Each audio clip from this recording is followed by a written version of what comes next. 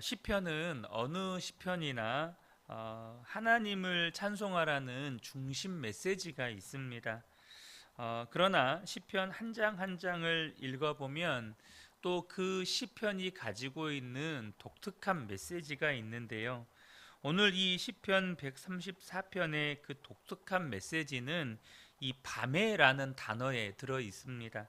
1절을 보면 밤에 주님의 집에 서 있는 주님의 모든 종들아 주님을 송축하여라, 이렇게 주님을 송축하라고 말씀하시면서 특별히 밤에 주님의 집에 서 있는 주님의 종들아 이렇게 말씀하고 있습니다.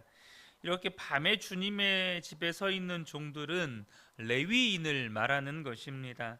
찬양을 담당하는 레위인들은 낮에만 하나님을 찬양했던 것이 아니고 밤에도 성전에서 교대로 하나님을 찬양했었습니다. 그래서 보라, 밤에 여호와의 성전에 서 있는 여호와의 모든 종들은 이 레위인을, 특별히 찬양을 담당하는 이 레위인들을 지칭하는 말씀입니다. 역대상 9장 33절을 보면 또 찬송하는 자가 있으니 곧 레위 우두머리라, 그들은 골방에 거주하면서 주야로 자기 직분에 전념함으로 다른 일은 하지 아니하였더라. 이렇게 역대상 말씀에 하나님의 성전에서 주야로 하나님을 찬송했던 이 레위인들의 이야기가 기록이 되어 있습니다. 그런데 오늘 이 시편 134편의 권면은 단순히 밤중에 성전을 지키면서 하나님을 찬양하는 그 레위인들에게만 주시는 말씀이 아닙니다. 여러분, 하나님을 찬양하는 것은 밤낮 구분이 없죠. 그런데 이 시편 기자가 오늘 이 시편에서 왜 굳이 딱 밤을 집어서 이렇게 이야기했을까요? 여러분, 한번 가만히 상상해 보시기 바랍니다. 낮에 이렇게 하나님께 드리는 찬양 소리가 이렇게 울려날 때, 또 밤에 아무도 없는, 그래서 정말 사방이 고요한 그 밤에 하나님께 드리는 찬양 소리가 울려날 때, 오직 찬양을 받으시는 하나님만을 바라보면서 울려나는 찬양을 들으면서 이 시편 기자가 이 시편을 기록하고 있거든요. 바로 밤에 하나님께 올려드리는 찬양에 특별한 영감이 있었다는 것입니다. 그런데 오늘 이 시편은 단순히 시간적인 밤에 하나님께 올려드리는 찬양만을 의미하는 것이 아니고, 우리가 인생을 걸어가면서 인생의 밤에, 그 영혼의 밤을 지나가는 그 상황 가운데에서 하나님께 찬양을 드리라고 도전하는 메시지라는 것입니다. 우리가 하나님을 믿고 또 정말 많은 은혜 가운데 살지만 우리가 인생을 살아갈 때 여전히 밤을 만나게 될 때가 분명하게 있습니다.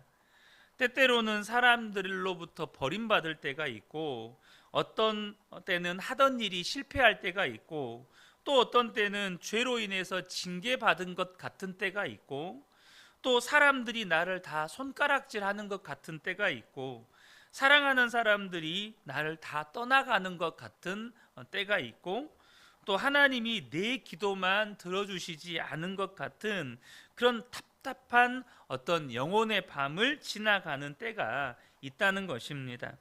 이 영혼의 밤은 하나님을 잘 믿는 성도라고 할지라도 누구나 다 거치게 됩니다. 그와 같은 밤을 만났을 때 우리가 어떻게 해야 합니까? 시편 기자는 마치 밤에도 성전에서 하나님을 찬양하는 자가 있었던 것처럼 우리 인생의 밤을 만났을 때에도 주님을 찬양하라고 우리에게 지금 강력하게 권하는 것입니다. 특별히 2절에 이렇게 성소라고 나오는데요, 이 성소는 하나님이 임재하시는 지성소를 말하는 것입니다. 곧 인생의 밤을 만났을 때, 여러분, 신약 성경은 이미 우리가 성전임을 말씀합니다.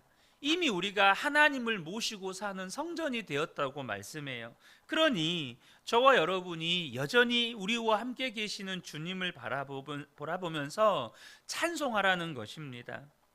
우리 인생들에게 있어서요, 인생의 낮과 밤은 완전히 다르게 느껴집니다.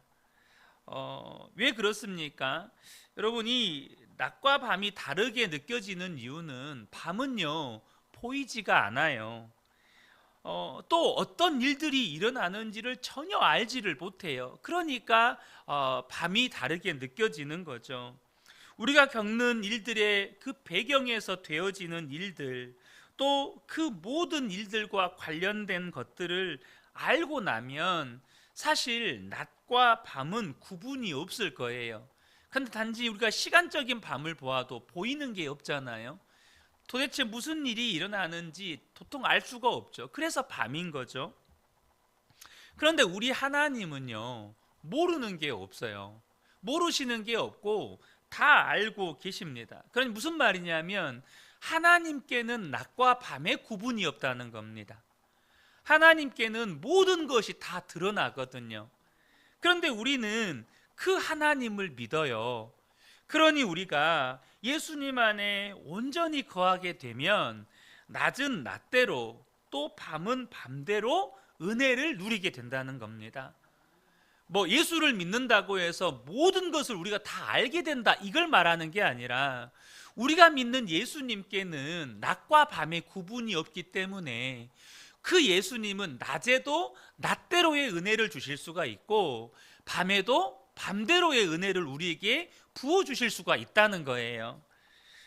분명히 밤은 우리에게는 고통스러운 시간이지만 밤이 아니면 우리가 얻을 수 없는 분명한 밤에만 우리에게 주실 수 있는 유익이 있다는 거예요. 전도자의 삶을 살았던 사도 바울의 삶은 너무너무 고난이 많았습니다. 고린도후서 1장 8절과 9절을 보면 형제들아, 우리가 아시아에서 당한 환난을 너희가 모르기를 원하지 아니하노니 힘에 겹도록 심한 고난을 당하여 살 소망까지 끊어지고 우리는 우리 자신이 사형 선고를 받은 줄 알았으니, 그러니까 사도 바울이 겪었던 고난은 스스로 생각할 때조차도 이제 여기서 나의 생애가 끝나겠구나라고 느낄 만큼의 고난이었다는 것이었습니다.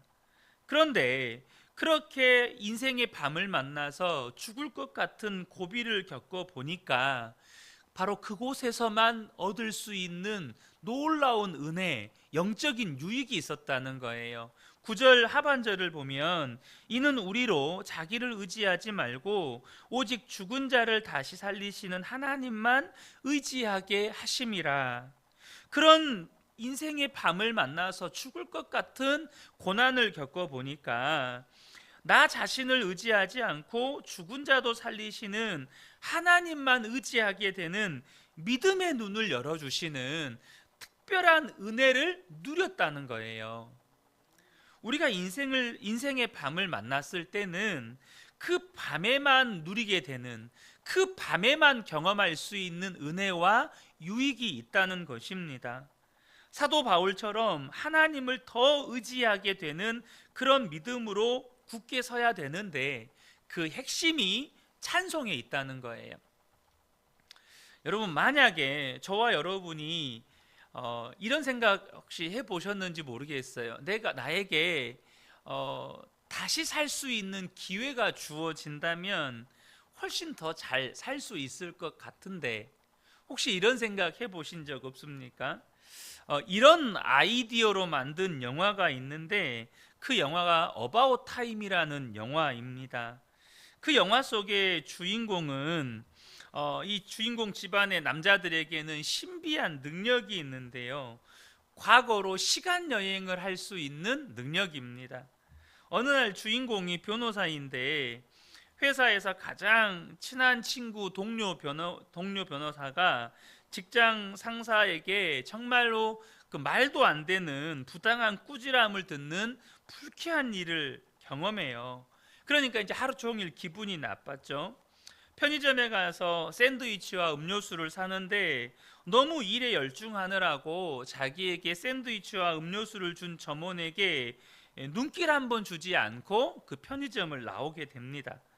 급히 열차를 타야 되는데 시간에 쫓기다 보니까 그 역사 안을 정말로 죽어라고 달려서 겨우 기차에 타게 돼요. 하루 종일 이제 피곤해서 저녁에 돌아오는 기차 안에서 옆 사람이 너무나도 음악을 크게 틀어놓는 바람에 너무 짜증스러운 마음으로 이렇게 집에 돌아와서 그냥 내뱉는 탄식이 오늘은 정말 최악의 하루였어. 그렇게 탄식을 내뱉는 거예요. 그런데 그렇게 하루를 보내고 나서 다시 그 날을 살아보는 거예요. 이 주인공의 능력이 그거니까. 상황은 똑같습니다. 직장 상사에게 가장 친한 동료 변호사가 말도 안 되는 비난을 받아요. 그때 이 주인공이 종이에다가 바보라고 써서 그 상사가 보지 못하게 친구 동료에게 이렇게 딱 보여줍니다. 그러면서 서로가 웃는 거죠. 직장 동료는 그 글자를 보고 이제 위로를 받는 거죠. 또 샌드위치와 음료수를 받아들고 편의점 아르바이트 직원에게 미소를 띠면서 감사하다고 이렇게 인사를 전해줍니다. 그러니까 점원의 얼굴이 밝아지는 거죠. 기차를 놓치지 않으려고 열심히 기차역 안을 뛰어가면서 단순히 뛰기만 하는 게 아니고 그 고색 창연한 역사 안을 이렇게 구경하면서 즐기면서 뛰어가는 거예요. 피곤했지만 이렇게 저녁에 지하철을 타고 집에 돌아오는데 옆 사람이 이제 음악을 크게 틀어놨잖아요. 근데 그 음악을 따라 부르면서 자기도 그 음악에 맞춰서 막 리듬을 타는 거예요. 그리고 집에 돌아와서 고백을 하는 겁니다. 오늘은 정말 최고의 하루였어. 똑같은 하루를 살았는데, 똑같은 문제를 만났고 똑같은 하루를 살았는데 모든 상황이 전혀 달라지는 거죠. 물론 저와 여러분에게는 하루를 다시 살 수 있는 능력은 전혀 없습니다. 그런데 분명히 똑같은 날이고 똑같은 문제고 똑같은 사람인데 우리는 다르게 살 수 있다는 거예요. 그 이유가 뭡니까? 바로 우리 안에 와 계신 예수 그리스도 때문이라는 거예요. 예수님에게는 낮과 밤이 없다고 말씀을 드렸습니다. 예수님은 모든 것을 알고 계십니다.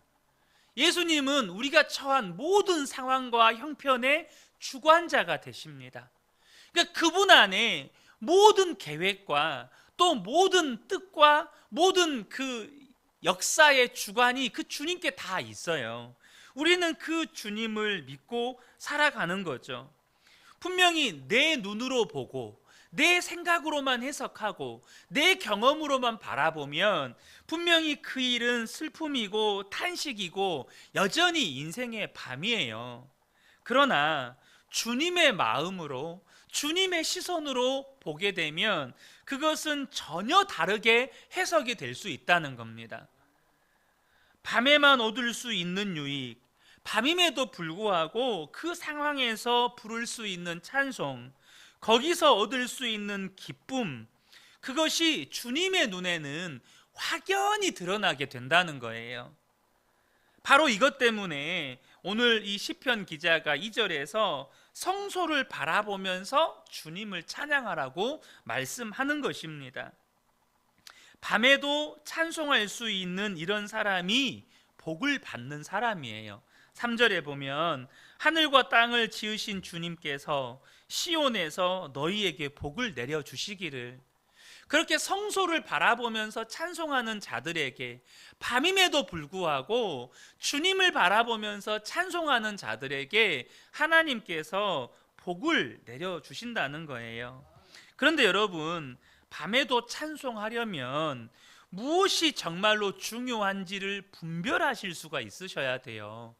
무엇이 중요한지를 분별하지 못하면 절대 저와 여러분이 인생의 밤을 만났을 때 찬송이 나오는 게 아니고 탄식이 나오고 원망이 나오고 불평이 나오는 거예요. 무엇이 중요한지를 저와 여러분이 명확하게 분별하실 수 있으셔야 된다는 거예요. 우리가 인생을 살아가는 동안에 진짜 중요한 게 뭡니까? 우리가 다 잃어버려도 절대 잃어버리면 안 되는 거, 우리가 인생의 마지막 순간에 목숨이 다하는 순간에도 다른 건 다 잃어버려도 절대 잃어버리면 안 되는 거, 여러분 그게 뭡니까? 바로 예수 그리스도세요. 우리가 마지막 순간까지 끝까지 붙잡아야 될 건 예수 그리스도라는 거예요. 우리가 예수님을 영접해서 주 예수님이 우리 안에 거하신다는 건 하나님이 십자가에서 독생자를 내어주시면서까지 우리에게 주고 싶으셨던 거예요. 바로 예수님이 우리와 함께 거하는 은혜. 예수님이 함께 하시면 낮이고 밤이고 우리에게 다를 바가 없다는 것입니다. 여러분, 주님이 나와 함께 계시면 우리가 어떤 밤인들 무섭겠어요?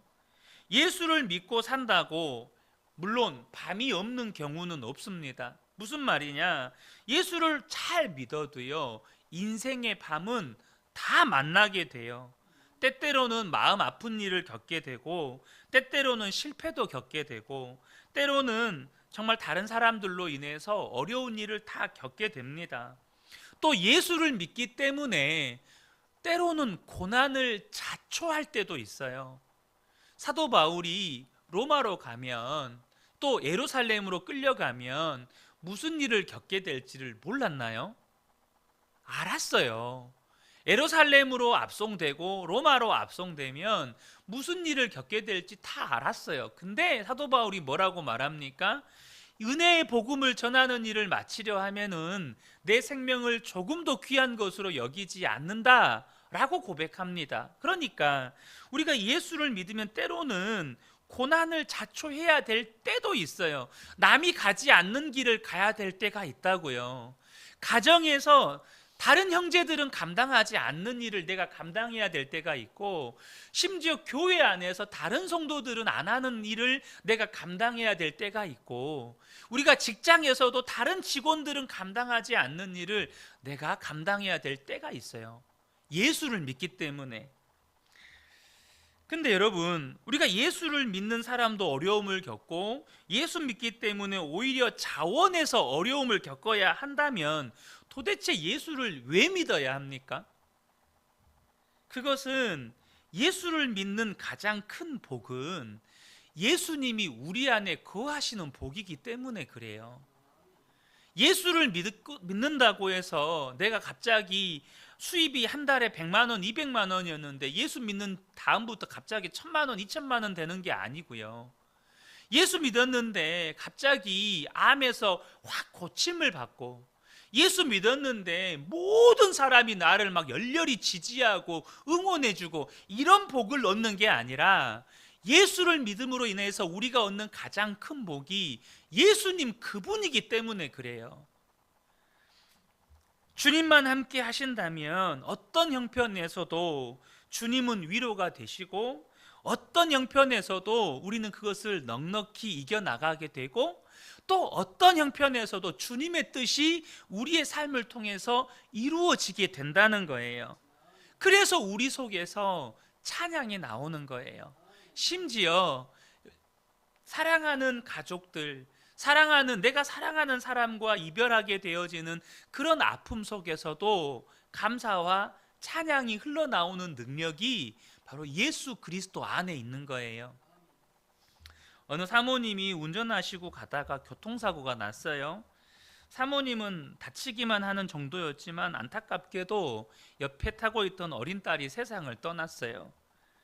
그 사모님께서 이제 자기 신학교 동기 게시판에 글을 올렸습니다. 어제는 왜 살아있다는 것에 감사를 하지 못했을까? 당연한 일이라고 여기며 그저 넉넉고 세월이 지나가는 것을 지켜보고만 살았을까?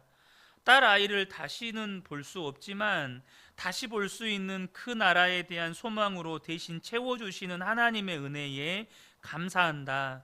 이제는 살아있다는 것이 무엇인지 알 것 같다. 막막한 상황에서도 절망하지 않고 기도할 힘을 주신 주님께 감사한다.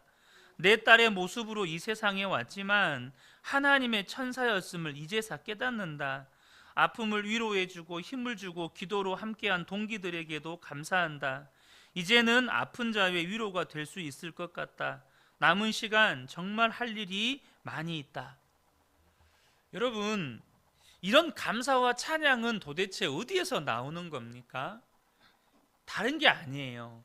우리 안에 계신 예수 그리스도께서 정말로 인생의 밤을 만났음에도 불구하고 그 가운데 주님의 눈으로 보게 해주시는 것들이 있는 거예요. 주님의 마음으로 깨우쳐 주시는 것들이 있는 거예요. 밤에만 발견할 수 있는 보화를 캐내게 해주시는 거예요.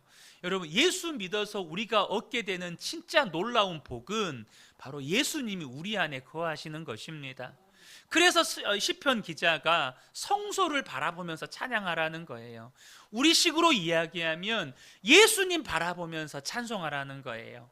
그러면 저와 여러분의 인생을 살아가면서 겪게 되는 인생의 밤에도 찬양이 터져 나오고, 그 인생의 밤에서만 캐낼 수 있는 보화를 우리가 캐내는 그런 은혜를 누리게 된다는 것입니다.